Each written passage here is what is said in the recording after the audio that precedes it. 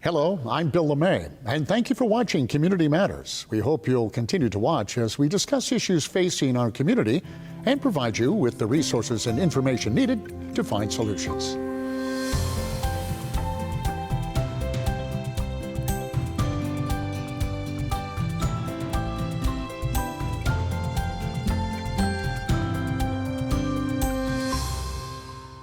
Durham is well known in North Carolina and nationally, but even locals are discovering new things every day. Now, whether you're a resident or thinking about visiting Durham for the first time, Discover Durham has you covered. Today, we're joined by Susan Amey, President and CEO of Discover Durham. And Susan, welcome to the show. Thank you, Bill. Thanks for having me. Well, Discover Durham. Let's talk about it. What is that, first off, and what are the goals? Discover Durham is, we refer to it as a destination marketing organization. Our job is to bring visitors to Durham to experience all that it has to offer, and that is a part of supporting the businesses and the economy in Durham. Before the pandemic, hospitality, there were 13,000 jobs in hospitality that were supported by the visitors who come. 12 million visitors would come to Durham in a given year, so it's a really important part of the economy, even though it may not be as obvious as it is in some destinations that are known as tourist spots. You know, you mentioned the pandemic, and I'm just curious, you know, that had to be a tough period, but how are you doing now in Durham?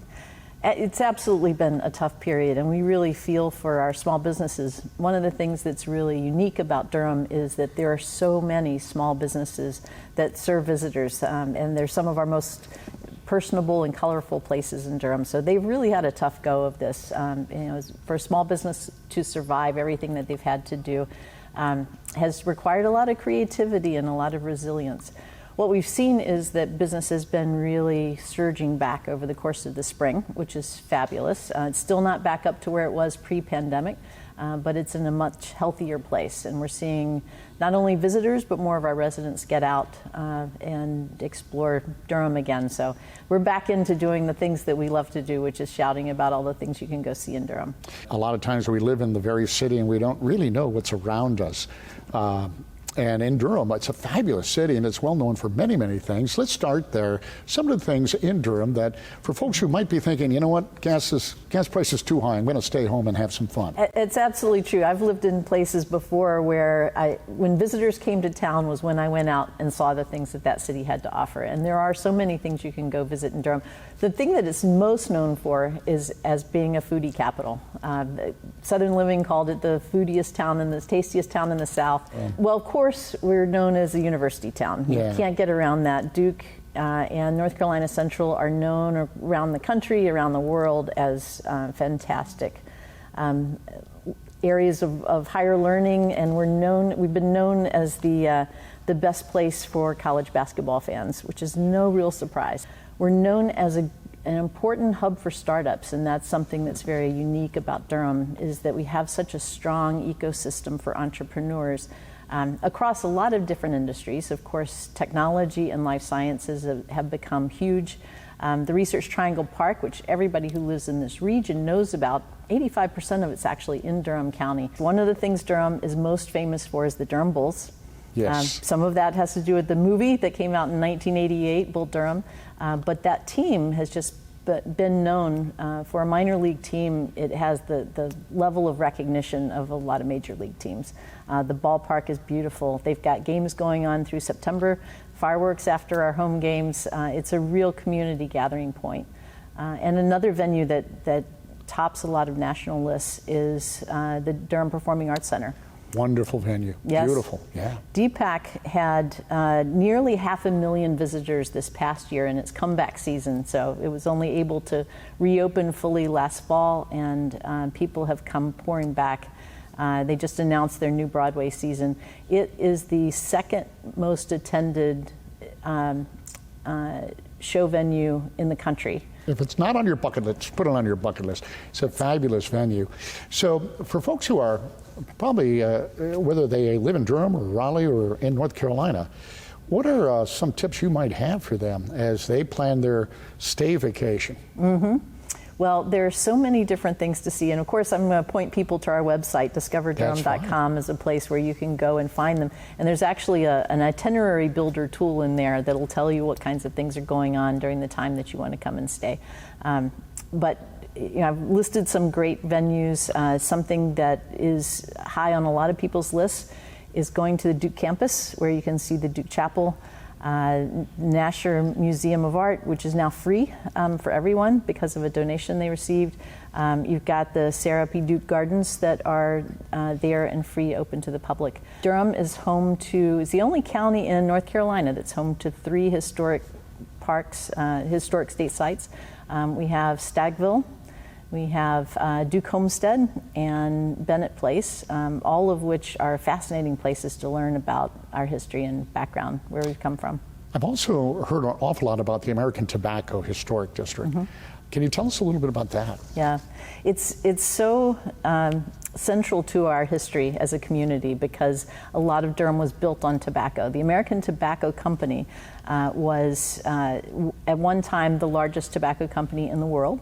They were one of the original 12 companies on the Dow Jones exchange back in the late 1800s. The tobacco campus, which is right in the center of the heart of downtown, was built. Those buildings were built between 1874 and 1950, when it was a operating tobacco campus.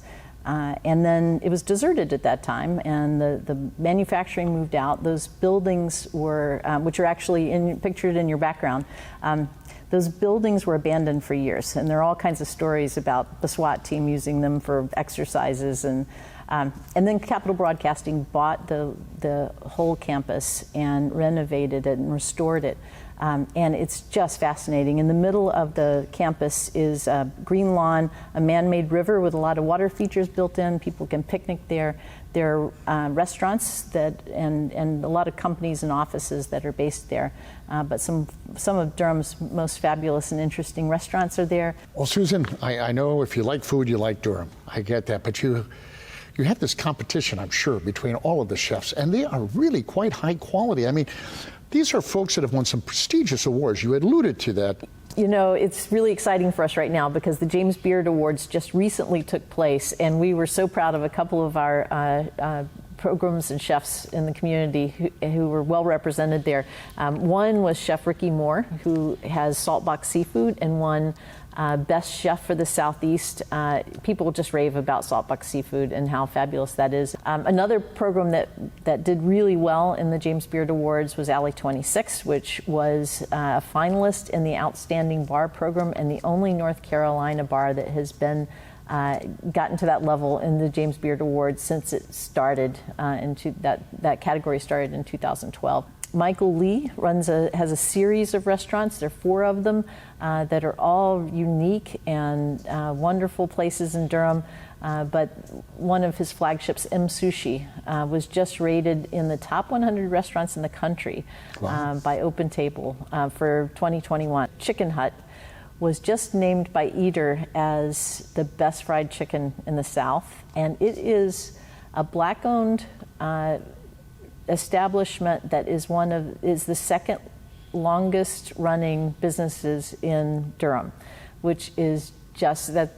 We love that homegrown component. And you talked about them being in competition with each other, and they kind of are, but they cover such a variety of different types of foods and different kinds of experiences that we don't see. As a matter of fact, they tend to support each other, and they make each other better. We've got 2 sites that I wanted to talk about that are fabulous for the foodies in the audience. One is Boxyard RTP, which is a really creative enclave in the Research Triangle Park, built out of shipping containers, and has a pavilion in the center that's surrounded by a bunch of local restaurants, that's just fabulous.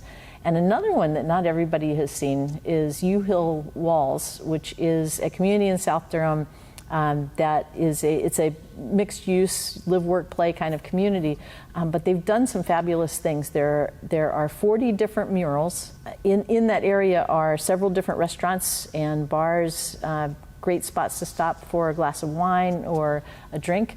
and outdoor places for the kids to play. So it's a fabulous area to be in. Susan, you know everything. It's in Durham. So where would you go? What's that little hidden gem that you're not letting out today? One is the Duke Lemur Center, which is home to 14 different species and I think 200 lemurs. It's the largest collection of lemurs outside of their home of Madagascar. We have what we believe is the largest tuba museum in the world, perhaps. It's the Vincent Ethel Simonetti Tuba Museum. One of the attractions that a lot of people in this region already know about, if you've got small children, is the Museum of Life and Science. It's fascinating, but it's not just for kids. It is for everyone. There are 35 different exhibits, indoor and outdoor. There's a butterfly house that I know just thrills a lot of people. So that's one of the treasures of Durham that's really important. Another is a historic theater in downtown, the heart of downtown Durham, the Carolina Theater, and I know that the CEO for the Carolina Theater is going to be here to talk about a little more about what they have going on. All kinds of different tours in Durham. One of the ones is Bull City Laughs, which adds a comedy twist on a bus to learning about Durham, and I'm really excited that we've got somebody here to talk about that as well. You know, for those of you who are looking to stick around and have some fun, and Susan, it was so good to see you. Best way to get more information is to go to the website, I assume. DiscoverDurham.com. You can find all kinds of things there. All right. Well, stick around because we'll be back with more Durham fun.